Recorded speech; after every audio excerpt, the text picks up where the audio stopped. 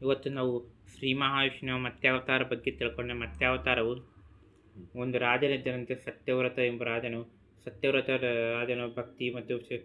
ಭಕ್ತಿ ಮತ್ತು ಶ್ರದ್ಧೆಯಿಂದ ಪೂಜೆ ಮಾಡುತ್ತಿದ್ದನು. ಒಂದು ದಿನ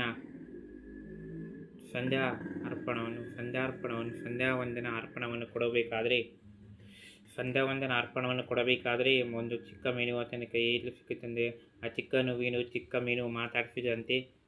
ಮೀನು ಮಾತಾಡಿಸಿದಂತೆ ಏನಂದನು? ಚಿಕ್ಕ ಮೀನು ಮಾತಾಡಿಸಿ ನನ್ನನ್ನು ರಕ್ಷಿಸು, ನನ್ನನ್ನು ದೊಡ್ಡ ದೊಡ್ಡ ಮೀನುಗಳು ತಿನ್ನುತ್ತವೆ. ಆ ರಾಜನು ಸತ್ಯವ್ರತ ಎಂಬ ರಾಜನು ಮನೆಗೆ ತಂದನು. ಒಂದು ಸಣ್ಣ ಪುಟ್ಟಿಯಲ್ಲಿ ಹಾಕಿದನು. ಆಗ ಸಣ್ಣ ಪುಟ್ಟಿ ಆದರೆ ಭಾಳ ದೊಡ್ಡದಾಗಿ ಬಂತು. ಆಮೇಲೆ ಮಡಿಕೆಯಲ್ಲಿ ಹಾಕಿದ ಕೂಡ ಸರಿ ಹೋಗಲಿಲ್ಲ. ಆನಂತರ ಮಡಿಕೆಯಲ್ಲಿ ಹಾಕಿದ ಕೂಡ ಸಗೋದಿಲ್ಲ. ಆನಂತರ ಕೊಳದಲ್ಲಿ ಕೂಡ ಸರಿ ಹೋಗಲಿಲ್ಲ. ಆನಂತರ ಸಮುದ್ರದಲ್ಲಿ ಹಾಕಿದರೆ, ರಾಜನು ನೀನು ಮೀನೆಲ್ಲ ಯಾರೆಂದು ನಾನು ಮಹಾವಿಷ್ಣುವು ಮತ್ತೆ ಅಂತ ಹೇಳಿದನು. ನಿನ್ನ ರಾಜ್ಯಕ್ಕೆ ಪ್ರಳಯವು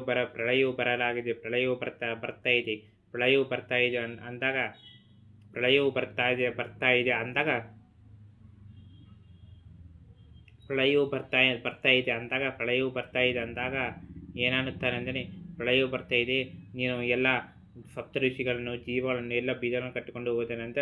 ಹಾಗೆ ಪ್ರಳಯವು ಬಂದಾಗ ಆವೃತ್ಯವಾಗಿ ಪ್ರಳಯವನ್ನು ಶ್ರೀ ಮಹಾವಿಷ್ಣು ಮತ್ಸ್ಯಾವತಾರದಲ್ಲಿ ಆ ನೌಕೆಯಲ್ಲಿ ಹೋಗುತ್ತಾನೆ.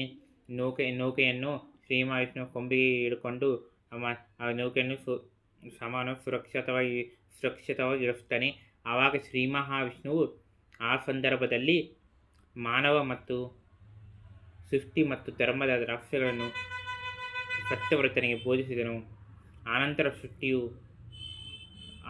ಸೃಷ್ಟಿಯು ಆರಂಭಿಸಿ ಅದೇ ವೈವತ್ಸದ ಮನುಕುಲ ಎಂದು ಅನ್ನುತ್ತಾರೆ. ನನ್ನ ಚಾನೆಲ್ನ ಸಬ್ಸ್ಕ್ರೈಬ್ ಮಾಡಿರಿ, ಲೈಕ್ ಮಾಡಿರಿ, ಕಾಮೆಂಟ್ ಮಾಡಿ. ಜೈ ಹಿಂದ್.